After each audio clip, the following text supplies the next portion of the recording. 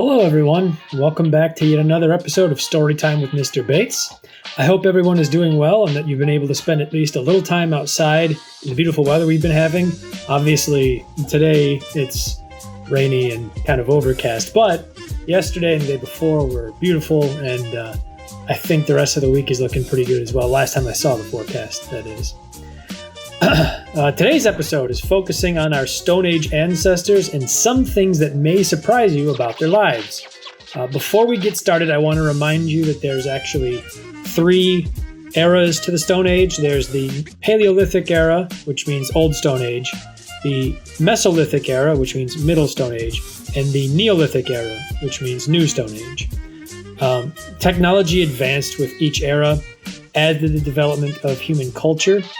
But each era is combined together, considered the Stone Ages. So if you hear me say the Stone Age during this video, know that I'm talking about one of those three eras. I don't really go into detail just because it tends to drag the video on. Now that quick review is over, let's dive into today's video.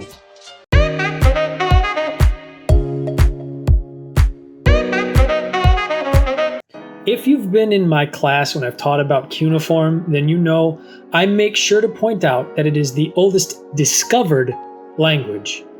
That's important. I do this because discoveries about humanity's past are always being made. And it is always possible that we will discover a language older than cuneiform. I say it's the oldest discovered written language. Turns out, we may have done just that. Most people are already familiar with the incredible cave paintings that have been discovered in places like France and Spain and Italy, southern areas of Europe. Well, alongside a lot of those cave paintings are symbols, markings that we thought initially were just art. Some of them are smaller than the big cave paintings, other ones are roughly around the same size, but most people thought they were markings left either on accident by children or as a way of the artist to kind of sign the art saying, I made this. However, that thought is changing. Many are now arguing that these symbols represent certain concepts. What these concepts may be is still being studied, but this could make a huge difference in our understanding of history. Sure, there are many archaeologists and historians who dispute this idea, but the possibility that these symbols really do represent specific things, specific concepts, or actual physical objects, would make them a language, and that means humans would have developed written language about 25,000 years before we currently believe they did. We did, I should say. Keep this little fact in your head in case you hear someone call cuneiform the earliest written language.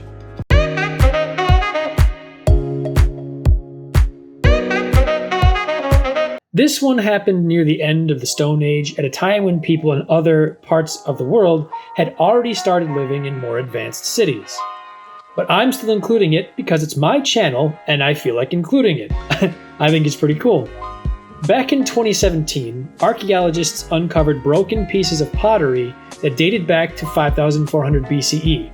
These pieces changed wine history. They were discovered in Georgia, the European country, not Georgia, the US state. So just be clear on that. The pieces were enough to recreate 6 different clay jars and were tested for tartaric acid, a residue left behind by white wine. Lo and behold, there was plenty of it covering these pieces. Truth be told, Stone Age people drinking wine is not all that strange when you think about it. If grape juice is left long enough to ferment, it eventually becomes wine. Of course, there's more steps to the process, but that's the gist of it. All it would take is a lazy Stone Age guy not emptying out a pot of white grape juice, and suddenly, voila! Now, don't go getting any ideas about making your own wine by taking a bottle of Welch's grape juice and throwing it down in your basement for a bit. First off, very dangerous. I don't recommend it. You could get very sick from that. Second, modern grape juice is preserved. There's a lot of stuff that's added to it that doesn't lend itself to being made into wine very well. So just want to be clear on that. Don't go trying to make your own wine based off what I said here. Now, why is this important? Well, we didn't quite know what Stone Age people may have been drinking. We knew, maybe they're getting milk from their herd animals like cows, and maybe we're seeing some juice. But the fact that we have evidence that they were fermenting juice into wine shows us that, well, maybe we were drinking wine as humans a lot earlier than we initially thought.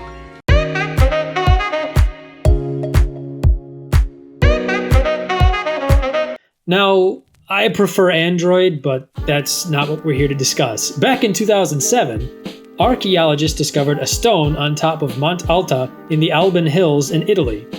At first, they weren't too sure on what it would have been used for, but last year, after studying it with modern techniques, they came to realize that it was used to mark the phases of the moon. You know, full moon, new moon, and everything in between, waxing and waning. All of those are phases of the moon. Now, lunar calendars aren't all that rare. The Islamic calendar, the Javanese calendar, the Burmese calendar, and the Nepal's Sambat are all based on the movement of the moon. What makes this one special, however, is that it predates all of those and every other calendar system we currently have or know of by thousands of years. Archaeologists came to this conclusion by analyzing the carvings made in the stone itself. There are 28 notches carved into it that vary in size and shape, indicating that they were made at different times of the year with different tools. The times these are believed to have been made seem to correspond with the phases of the moon. Of course, it's possible the stone was used for something else. As I like to say, archaeology is just educated guessing. Really highly educated guessing based off of solid archaeological evidence, but it is still, at its core, educated guessing.